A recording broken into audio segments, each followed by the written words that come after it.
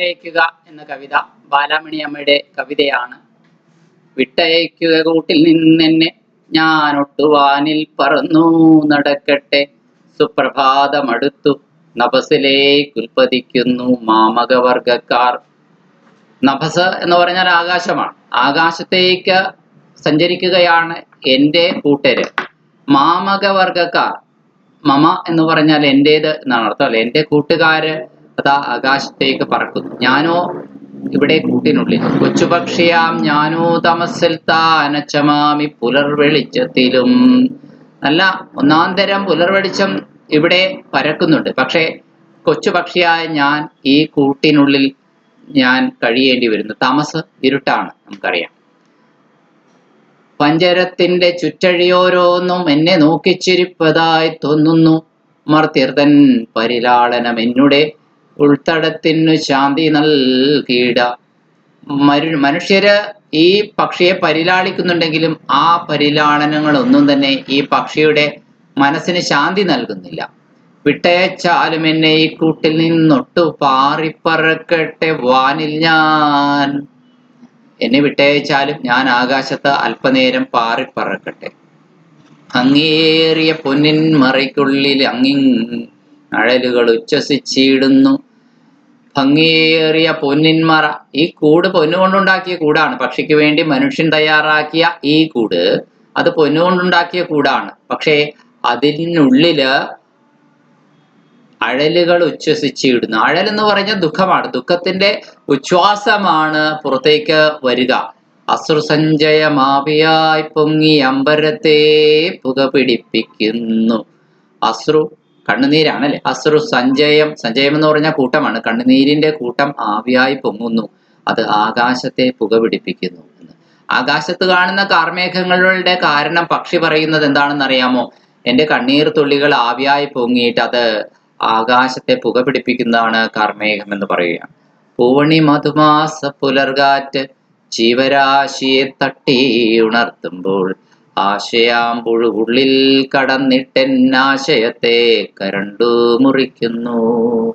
പൂവണി മധുമാസ പുലർകാറ്റ്, പൂക്കളുണ്ടാകുന്ന തേൻമാസത്തിന്റെ വസന്തത്തിന്റെ പുലരിലെ ആ കാറ്റ് എല്ലാ ജീവജാലങ്ങളെയും തട്ടിയുണർത്താൻ പോകുന്ന മാന്ത്രിക സ്പർശമുള്ള കാറ്റാണ്. ജീവരാശിയെ തന്നെ തട്ടിയുണർത്തുകയാണ്. അപ്പോഴും ആശ, എനിക്ക് പറന്നു നടക്കാനുള്ള മോഹം, ആ ആശ എന്ന മോഹം എൻ്റെ ഉള്ളിൽ ഒരു പുഴുവിനെ പോലെ കരണ്ട് മുറിക്കുകയാണ്. എൻ്റെ സ്വപ്നങ്ങളെ, ആശയത്തെ കരണ്ട് മുറിക്കുക, എൻ്റെ സ്വപ്നങ്ങളെ കരണ്ട് മുറിക്കുക എന്നാണ് അർത്ഥം. സാന്ധ്യരാഗം നഭസിൽ പരക്കുമ്പോൾ, രാഗം എന്നതിന് ചുവന്ന നിറമെന്ന അർത്ഥമുണ്ട്, സ്നേഹമെന്ന അർത്ഥമുണ്ട്. ഇവിടെ സന്ധ്യാനേരത്തെ ചുവന്ന നിറം, നഭസ് ആകാശം, ആകാശത്തിൽ പരക്കുമ്പോൾ ശാന്തിയറ്റൻ മനസ്സ് പിടയ്ക്കുന്നു. മനസ്സിനൊരു ശാന്തിയും ഇല്ലാതെ എൻ്റെ മനസ്സ് വല്ലാതെ നൊമ്പരപ്പെടുകയാണ്, പിടയ്ക്കുകയാണ്. വിട്ടയക്കുക കൂട്ടിൽ നിന്നെന്നെ, ഞാൻ ഒട്ടു വാനിൽ പറന്നു നടക്കട്ടെ. എന്നെ കൂട്ടിൽ നിന്ന് വിട്ടയക്കുക. ഞാൻ അല്പനേരം, ഒട്ട് മീൻസ് അല്പനേരമാണ്, ഈ ആകാശത്ത് പറന്നു നടക്കട്ടെ. കാൺമതുണ്ടതാ തെല്ലകലത്തിലെൻ ജന്മഭൂമിയാം കാനനം മോഹനം. എനിക്ക് അല്പം മുകളിലായി കാണാം എൻ്റെ ജന്മഭൂമിയായ ആ കാട്. കാനനം വനമല്ലേ, മോഹനമാണ്, മനോഹരമാണ്. താമരമലർ കയ്യാൽ തടാകങ്ങൾ പ്രേമമോടെന്നെ അങ്ങു വിളിക്കുന്നു. പുൽത്തളിരുകൾ പൂന്തുകിൽ നെയ്യുന്നു, പുഷ്പരാജികൾ പുഞ്ചിരിക്കൊള്ളുന്നു. പുൽത്തളിരുകൾ, പുല്ല് തളിര് പോലത്തെ പുല്ലാണ്, ഇളം പുല്ലുകളെയാണ് പുൽത്തളിരെന്ന് പറയുന്നത്. അപ്പൊ എനിക്ക് വേണ്ടി ഇതാ പൂന്തുകിൽ നെയ്യുന്നു. തുകിൽ എന്ന് പറഞ്ഞ വസ്ത്രമാണല്ലേ, പട്ടുവസ്ത്രം നെയ്യുന്നു. പുഷ്പരാജികൾ പുഞ്ചിരിക്കൊള്ളുന്നു, പൂക്കളുടെ കൂട്ടത്തെയാണ് പുഷ്പരാജി എന്ന് പറയുക അല്ലെ. പൂക്കളുടെ കൂട്ടങ്ങൾ പുഞ്ചിരിക്കൊള്ളുന്നു. മത്തഭൃംഗങ്ങൾ മണ്ടിക്കളിക്കുന്നു. മത്ത് പിടിച്ച വണ്ടുകളെയാണ് ഭൃംഗങ്ങൾ എന്ന് പറയുന്നത്. മണ്ടിക്കളിക്കുന്നു, ഓടിക്കളിക്കുന്നു, അല്ലെങ്കിൽ പറന്നു കളിക്കുന്നു. പത്രവല്ലികൾ ചുറ്റും പടരുന്നു. ഇലച്ചാർത്തുകൾ, വള്ളിച്ചെടികളെയാണ് പത്രവല്ലികൾ എന്ന് പറയുന്നത്. അവയൊക്കെ ചുറ്റും പടരുന്നു. ബാലാമണി അമ്മയുടെ കവിതയാണ്. 1909-നും 2004-നും ഇടയിലാണ് ബാലാമണി അമ്മയുടെ കാലഘട്ടം. ഇനി നമ്മുടെ പക്ഷിയുടെ ദൈന്യതകളാണ്, കൂട്ടിലടയ്ക്കപ്പെട്ട പക്ഷിയുടെ ദീനരോദനമാണ് നമ്മൾ ഈ കവിതയുടെ രൂപത്തില് കേൾക്കുക.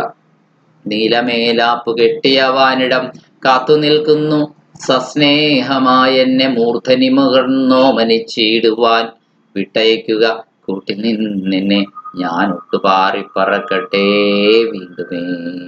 നീലമേലാപ്പു കെട്ടിയ വാനിടം കാത്തു നിൽക്കുന്നു സസ്നേഹമായി എന്നെ.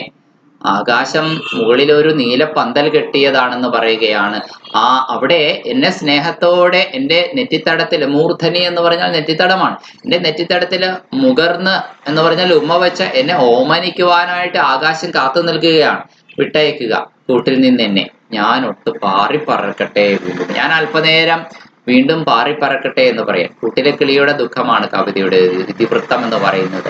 അടിമത്തത്തിൽ ഉള്ളുനീരി കഴിയുന്ന ഒരു വ്യക്തിയുടെ ആത്മരോദനമാണിത്. ഹൃദയസ്പർശിയാണ് ഈ കവിതയിലെ ഓരോ വാക്കും. ഒരു ജനതയുടെ സഹനത്തിന്റെയും വിമോചനത്തിന്റെയും പ്രതിധ്വനി ഈ കവിതയിൽ മുഴങ്ങുന്നത് നമുക്ക് കേൾക്കാം.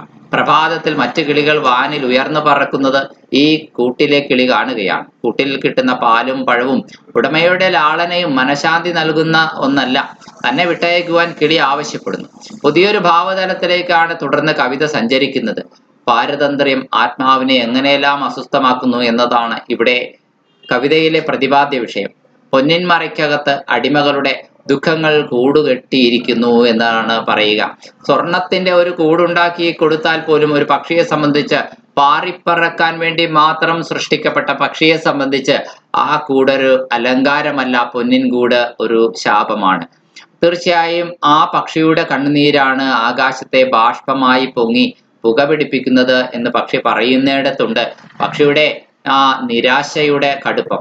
വസന്തകാലത്തെ പുലർകാറ്റ് ജീവലോകത്തെ തട്ടിയുണർത്തുമ്പോൾ ആശ, അതായത് സ്വാതന്ത്ര്യത്തോടെ ജീവിക്കാനുള്ള തൃഷ്ണ, മോഹം, അത് അതിന്റെ സ്വപ്നങ്ങളെ കരണ്ടു തിന്നുന്നു.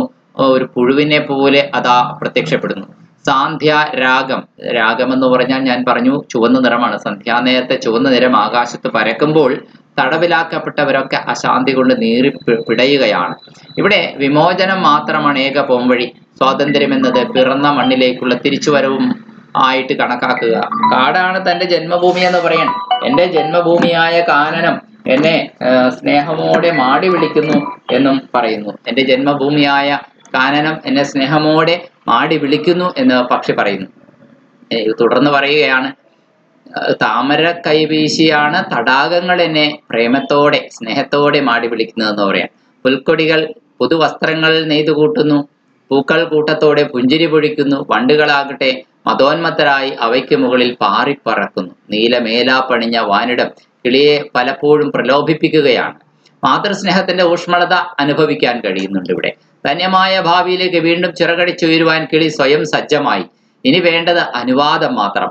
ഈ അനുവാദം എപ്പോൾ ലഭിച്ചാലും ആ നിമിഷം പറന്നുയരുവാനായിട്ട് ആ കൂടിന്റെ വാതിലൊന്ന് തുറന്നു കൊടുത്താൽ മതി.